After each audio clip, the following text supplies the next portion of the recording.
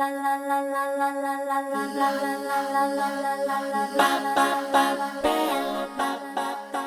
dek, kita bongkar ini parcel bau banyak banget buahnya. Assalamualaikum, selamat pagi Bunda Kinasi, dimanapun berada. Semoga tetap selalu sehat, semangat, dan bahagia bersama keluarga tercinta. Pepatah mengatakan, masa depan suatu bangsa ditentukan oleh seorang ibu. Namun, di dalam tumbuh kembang anak, terkadang seorang ibu mengalami suatu masa di mana ia sendiri pun harus di-charge. Setiap tumbuh kembang anak mengalami problemanya masing-masing. Anak-anak balita dengan keunikannya, anak-anak yang beranjak remaja dengan karakternya, dan anak remaja dengan dunianya sendiri.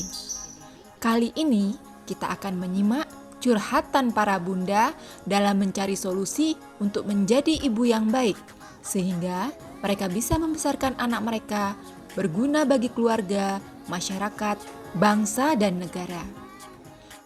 Curhatan kali ini akan ditanggapi oleh seorang ibu anggota PWP yang juga psikolog dan dosen di Universitas Indonesia, yaitu Ibu Dini Rahma Bintari, MPSI, PhD. Kita simak yuk Bunda. Kok kayaknya kalau punya balita itu gimana ya?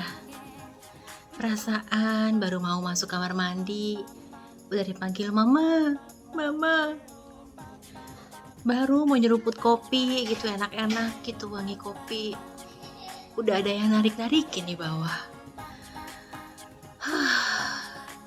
Inhale, exhale. Jangan marah. Namanya anak balita, tumbuh kembang mereka masih dibutuhkan. Gimana ini Gusti? Oh ya, apa aku telepon Mbak Dini aja ya? Mumpung dia kan anggota PWP juga, terus dosen lagi psikologis. Pasti dia bisa menjawab nih. Aku mau nanya, kapan dong aku punya me time? Aku telepon dulu ah. Oke. Mbak Dini, assalamualaikum. Gimana kabarnya? Halo Bu Frans, apa kabar? Semoga Ibu baik. Api-api wae aku Mbak Mbak Dini, aku tuh lagi gimana ya? Kayaknya lagi pengen butuh me time banget deh. Mbak, aku tuh tahu sih anakku tuh lagi masa golden age gitu ya. Cuman gimana ya supaya emosiku tuh stabil gitu. Jadi supaya aku juga bisa mengeksplor apa yang menjadi potensi di dalam dirinya ya.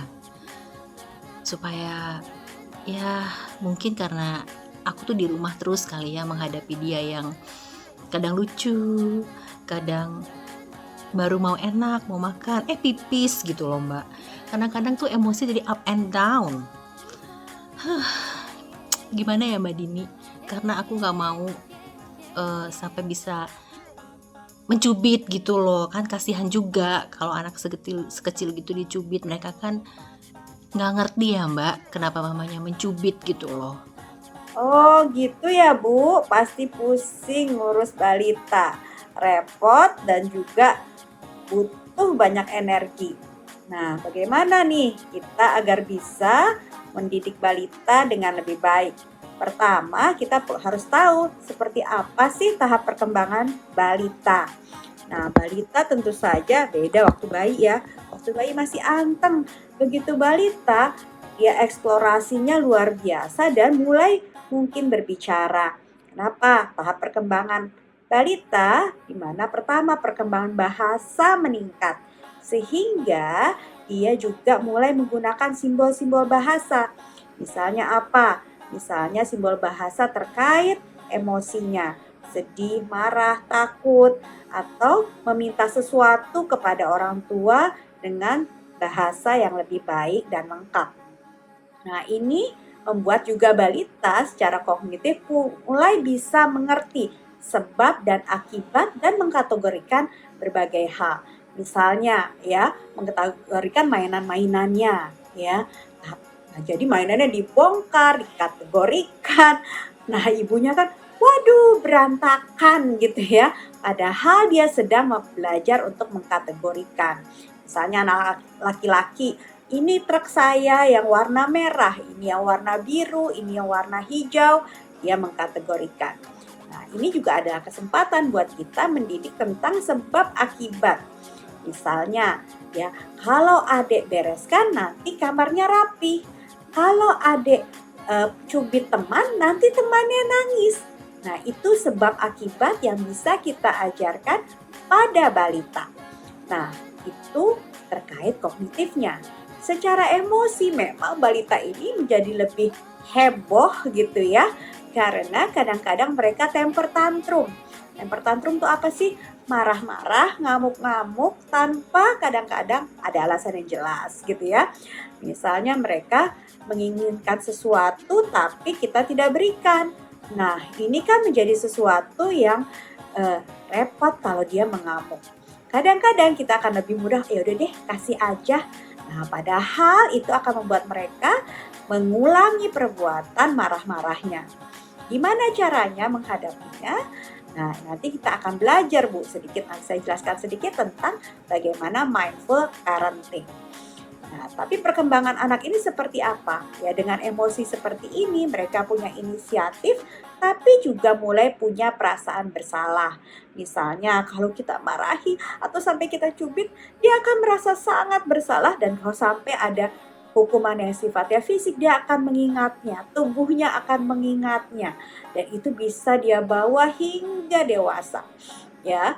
Nah, ini kita harus sangat berhati-hati untuk tidak memberikan hukuman yang sifatnya fisik. Ya, cukup kita bilang, ibu marah kalau kamu terus-menerus memberantaki mainan. Ayo kita rapikan bersama. Ya, dengan begitu, dengan komunikasi seperti itu akan membuat anak menjadi lebih memahami sebab akibat sehingga dia perasaan bersalahnya bisa ditangani, bisa dia atasi dengan bertanggung jawab atas apa yang dia lakukan.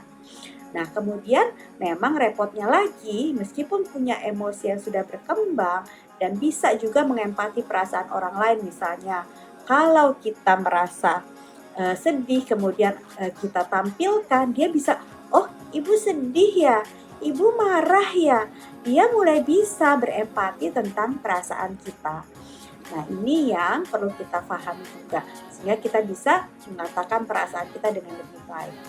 Tapi di sisi lain, dia mulai punya egosentrisme atau masih memiliki egosentrisme. Egosentrisme itu apa?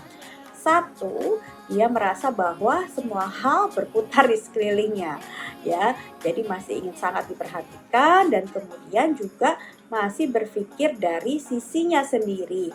Meskipun mulai bisa memahami perasaan orang lain, tapi dia berpikir tetap dari sisinya saja.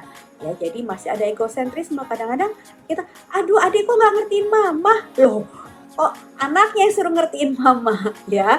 Nah, ini kan susah karena dia masih egosentrisme. Dia belum bisa mengerti orang tua sepenuhnya. Ya, jadi yang bisa kita lakukan adalah membuat anak mengerti. Mama sedih, mama marah misalnya, atau mama senang sekali kalau kamu melakukan hal ini. Nah, dengan begitu dia tahu perilaku seperti apa yang kita harapkan dari dia. Mama senang kalau kamu tunggu dulu bermain di luar saat mama mandi, misalnya seperti itu. Nanti kita main lagi ya. Nah, dengan begitu dia mulai bisa berpikir bahwa mamahnya butuh mandi dan dia bisa bermain. Jadi dia tahu perilaku yang diharapkan. Nah, yang keempat adalah mulai punya penilaian moral, baik buruk, ya, kemudian jahat atau baik gitu ya. Itu sudah mulai dia miliki. Namun masih hitam putih ya. Jadi itu adik bayi pukul-pukul mainan nggak apa-apa, aku kok nggak boleh misalnya gitu ya. Dia belum bisa melihat bahwa usia berbeda bisa memukul itu bukan karena maksud tertentu, dia sulit memahami itu. Jadi kita perlu jelaskan, adik belum mengerti sehingga dia memukul-mukul pipi mamah. Tapi kalau kamu sudah mengerti, jadi tidak boleh pukul-pukul pipi mamah, misalnya seperti itu. Nah, ini adalah perkembangan balita. Kita sebagai orang tua perlu menjadi orang tua yang mindful, ya, atau mindful parenting. Bagaimana caranya agar kita menjadi orang tua yang mindful, ya? Kita perlu mendengarkan anak dengan penuh perhatian, ya. Jadi jangan sambil masak, sambil apa, kita berhenti dulu sebentar, apa nak, ada apa, ya. Sehingga anak kemudian merasa didengarkan. Kemudian kita menerima anak tanpa menghakimi pada diri sendiri maupun orang lain. Aduh, aku orang tua yang buruk. Nah, jangan hilangkan perasaan itu. Ya, bahwa oh, saat ini saya sedang lelah sehingga saya merasa gampang marah, ya. Jadi menerima diri kita itu menjadi penting. Kenapa? Karena kalau kita bisa menerima diri kita, maka kita akan lebih mudah menerima anak. Nah, kemudian emosi kita juga perlu kita sadari, dan sehingga kita juga bisa menyadari emosi pada anak. Ya, nah, mengatur diri menjadi penting, ya, dalam menjalani mindful parenting. Itu saja, semuanya kita balut dengan kasih sayang terhadap diri sendiri maupun anak. Jadi kita juga tidak boleh membiarkan anak misalnya memukul-mukuli kita, mencubit-cubit kita, kalau temper tantrum. Kita harus tahu bahwa oh, kita punya tubuh kita juga tidak boleh disakiti. Jadi kita bilang sama anak, jangan ya nak, mama sakit kalau kamu begitu.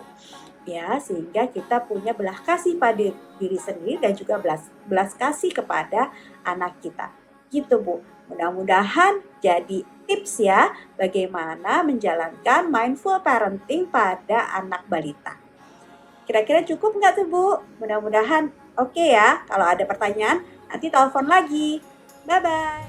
Aduh, lega deh setelah konsultasi sama Mbak Dini. Jadi punya pengetahuan yang baru dan pola pikir yang baru. Senang punya temen yang punya positive vibes. Nah, buat ibu-ibu nih ya, sering-sering buka YouTube Bunda Kinasi. Di dalamnya selalu ada informasi-informasi penting yang bisa menambah pengetahuan kita. Jangan lupa like dan subscribe. Bye-bye. Bila Bunda ada pertanyaan, bisa dituliskan di kolom komentar ya Bunda. Insya Allah, Bu Dini akan menjawab dan video jawaban akan kami share di kesempatan mendatang. Terima kasih Bunda, tetaplah menjadi Bunda yang sabar dan bijaksana. Assalamualaikum.